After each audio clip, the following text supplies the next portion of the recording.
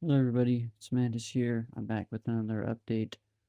This actually took me pretty much all day to work on. In fact, I pretty much just got done with it, but I mean, you can see the time right now. For me, it's 4 a.m.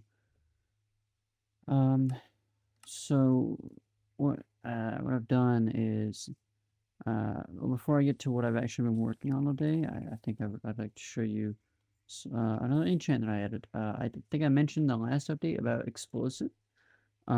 So let's see. I added an explosive enchant, so it's level 1.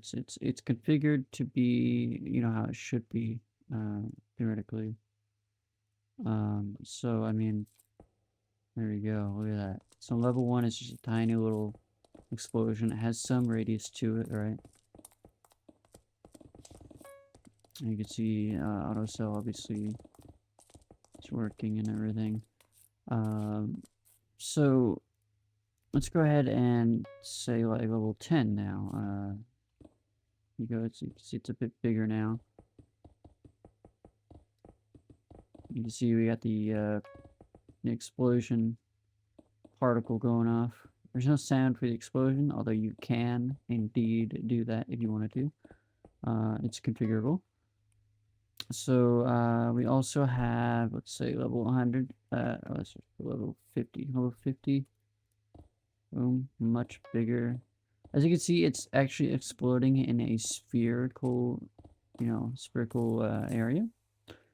So let's say 100. Boom, much bigger. It's not as impressive if you consider how fast clearing the entire mine is, but that actually uses different logic compared to the layer enchant or this explosive enchant here. So yeah, we have that. I also added a refill command if I didn't show that off yet. There's that, just to make it easier, especially for testing. But it will be a command in the release, right? So let me show you something else as well. Let's go there. I'm going to save that. Before I show you the config, I'm going to show you the whole enchant. So obviously reloading will put you in back in the spawn just in case, something happens. So I just reloaded it and I changed something in the config and I set my explosive level to 1 and boom, now you can see it's a little bit different now. So what happened? Well, let's just go ahead and show it off. Boom, there you go. Wow, look at that. It's a different shape now. Now it's a cuboid region instead of a sphere. And this is configurable, of course, as I just said. So that's not all, though. There's actually one more shape that I coded in. I don't think it's the most practical, and I don't think people will technically, like, I don't think they'll use it. But it is there. I just thought it would be fun, I think. So this didn't take too long to make, so don't worry about that. But boom, there you go. We got a pyramid, and it's actually configured to be upside down, so the base of the pyramid is on the top. But it's a square pyramid. I don't remember the technical name of it right now, but yeah, it's a here you go. So this camera here.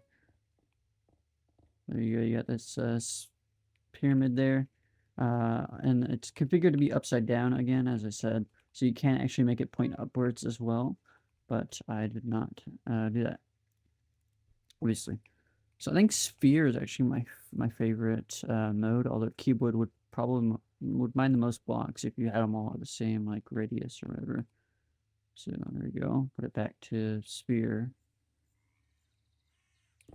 There you go. All right. So let me show you the config for it. It's actually pretty cool. So you got the normal stuff here. You got the color. You got the base chance level modifier. With the max level, and then actions is something I added after I added explosive.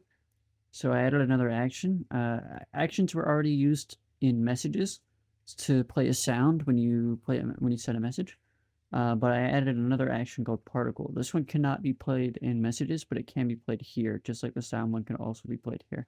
So you put in particle, and you say, okay, which particle do you want? So I said the explosion, and I set the x, y, and z coordinate to be variables of the x, y, and z, and x, y, and z variables are parsed to be replaced with the original block's coordinate. It's not super powerful. Like, you can't put math expressions in here to play it in a different location relative to this. But you can insert like a specific location if you wanted to, and then you can specify how many of the particle to play. And this is per player, obviously, so the other players won't see this player, the particle that is activated for that player. And then you have shape options. So you got the type of shape to use, and then you have config options for each shape here. So you don't have to configure it each time you change a shape. You just have it config. So for the cuboid, you have a width, length, and a height. It starts at a 3x3x3. And then you have width, length, and height per level modifiers, just like the chance level modifier. This will add 0.1 to the width, length, and height per level. So 0.1 times level, and then it adds it to there. And obviously it like floors it. So you gotta upgrade like 10 times or so to actually add 1 to this. And then sphere, kind of the same thing. You just have a radius. Starts out with radius 1, and then you add this per level. And then pyramid, you got base size is a 3, and then the base height is -1 to point it down. And then obviously the size level modifier adds 0.1 per level, and then obviously same thing with the height, except it's a negative to point it down again. You can actually make this positive, and then it'll start at -1 and then eventually go up instead of down. But this is just this is the default config for the shapes, and I believe the action is default in the plugin config, but these are not the default. Well, the max level is, but these aren't the default. So these are just for testing. Anyways, I also added actions available to Jackhammer and Nuke as well. Nuke has a sound action. Jackhammer didn't have any, just because I didn't want to, I didn't really want to play sound for that. But you could if you wanted to, or you could play a particle. So here's the sound I'm playing for Nuke. Right. I'm not sure how loud you can hear that, but because I made it pretty quiet in the config just to not make it too loud. It's like a total sound, like the whole mine is just gone. All right. So yeah. All right. Now let's show you the actual the cool thing that I've been working on all day. So let's go ahead and get my alt on here. And as you can see, this is my alt's mine. It's the old mine type that I was using. We got obviously efficiency here. All right. Expand 100, right? So expand it, there you go. This is just the old one. But I can actually, if I go here, remember the old mine privacy command I might have shown? Let me just set that private to show. Right, so I now added a mine visit command, so I can visit them if the mine wasn't private, right? So I think I also had a message for invite. No, okay. But if it's public, obviously, now we can, boom, we visit. Now we're at their mine, and we can see each other here. So there I am. Obviously, the blocks that I just broke with my explosive enchant is also visible. So here we go. Here's my alts, and there's me. You could PvP, and the knockback doesn't really work, but you probably should turn off PvP anyways. But then let's just here. It might be a little difficult to show, but just put it in a little window right up there. Okay. That didn't work, obviously. Okay, so let me just also put this in a little window. You know, I'll just put it, man, I don't know. Let's do this. And there we go. Okay. Don't mind all those tabs. Anyways, so this is my alt on the left here. This is me on the right.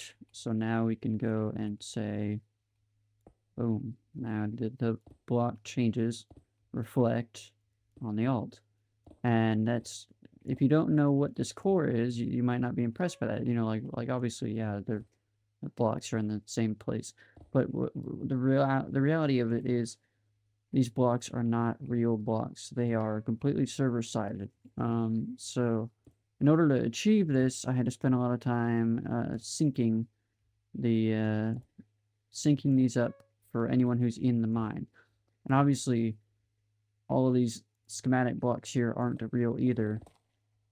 These are stored somewhere per schematic.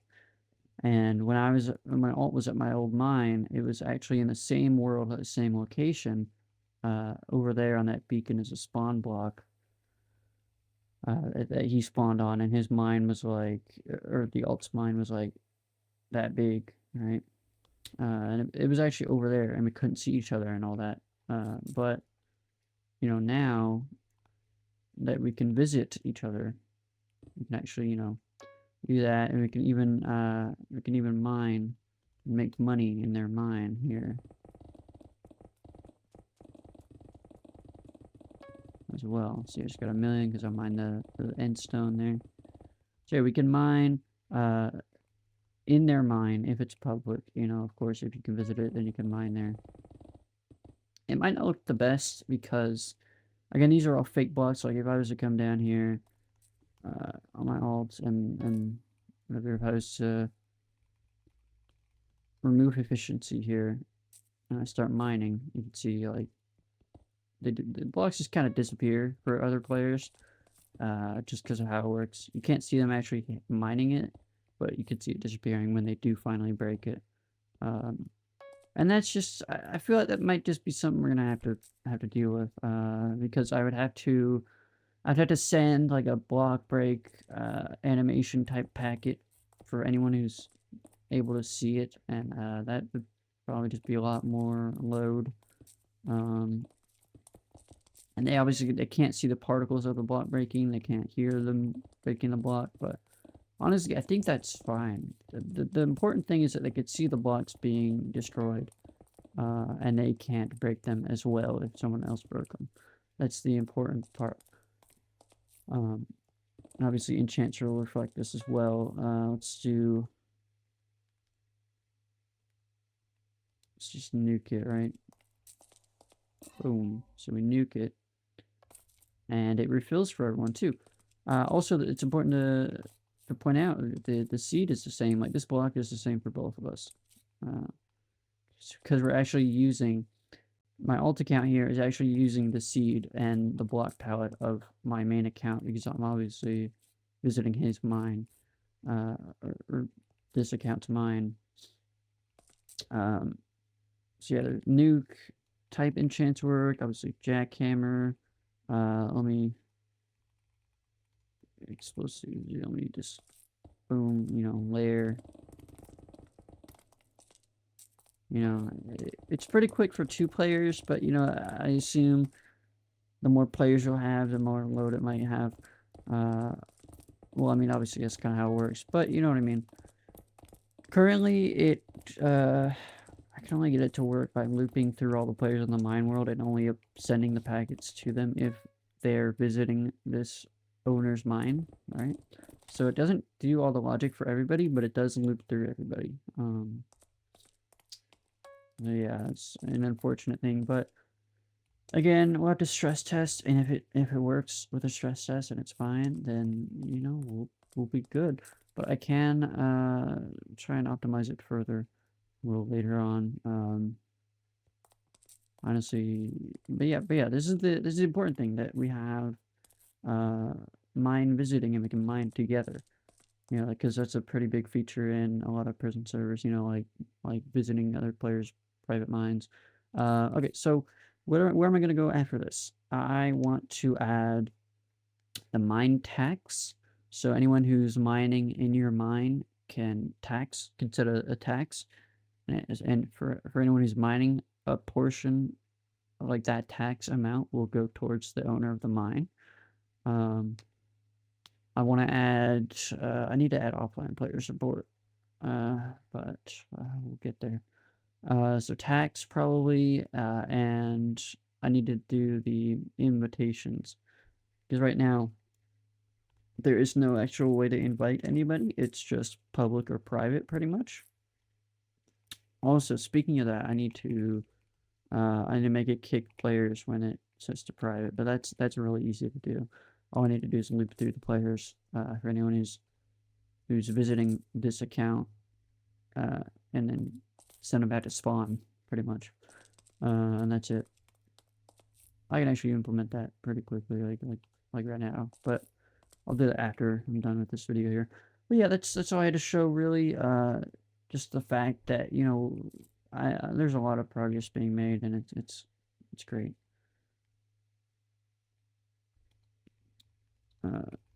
Let's see. Boom. Explosive. And obviously enchants work for the other player too. For the person visiting.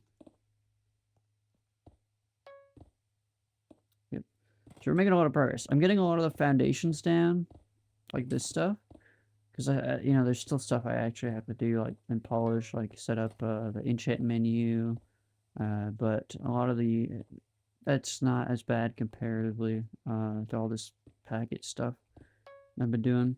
And I actually fixed players getting kicked for flight.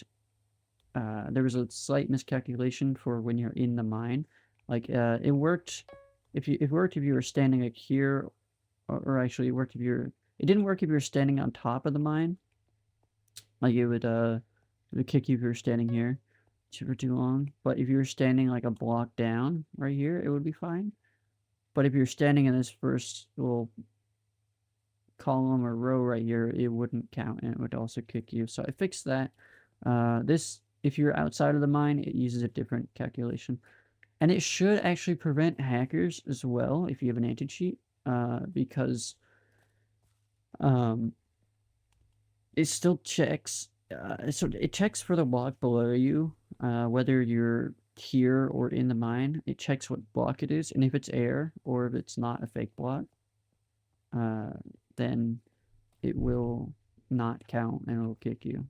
So, like if I wasn't allowed to fly right now because there's no fake block right below me, it would kick me. Speaking of which, I haven't actually tested if I'm like this. It really just depends, because obviously, you know, you're casting your double your location, your X, Y, and Z location, which is a double to an integer, and then obviously will it'll cut off the decimals. And the reason you have to change it to an int is to get the block that's below them, because blocks are not stored in doubles, they're stored in ints, because, you know. Anyways. So yeah, I'll have to check that, but yeah, that should be fine. That's something you could fix as well pretty easily. But yeah, I hope you guys have enjoyed this update. I'm trying to keep it brief. And again, if you would like to support the development, you can, you know, join my Discord, leave a like, subscribe. All that stuff is free. But I also have a Ko-Fi link that I'll put in the description. You can donate even just a little bit. And as I was talking about in the last update about the future of the plugin, it will be open source, guaranteed, when it releases. At least when it releases, like, I could make it open source at any time. I just haven't done it yet, but it will be by the time it's released. And as for if it will be free on Spigot and Build by Bit, that is not clear yet. I have not decided that yet. But yeah, join the Discord, like, subscribe, comment your feedback, or or send some feedback in the Discord. I'm always interested to hear what you guys think. And we'll see you in the next one. Thanks for watching.